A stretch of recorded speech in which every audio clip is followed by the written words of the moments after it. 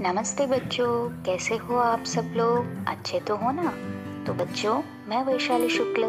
आज हम लोग एक और कहानी सुनेंगे। तो तैयार हो ना आप सब लोग? तो चलिए आइए सुनते हैं।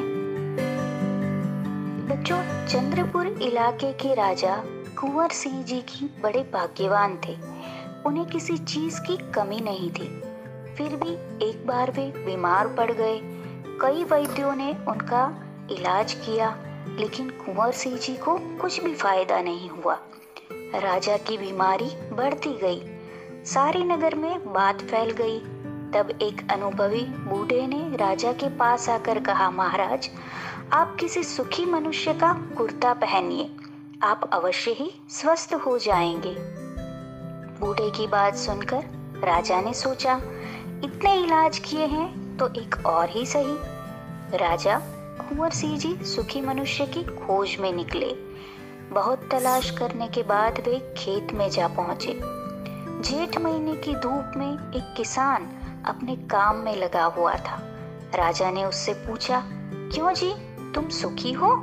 तो किसान ने विनम्रता पूर्वक कहा, ईश्वर की कृपा से मुझे कोई भी दुख नहीं है। यह सुनकर राजा का अंग अंग पुलकित हो उठा, यानी कि राजा जो है वो प्रसन्न हो उठा।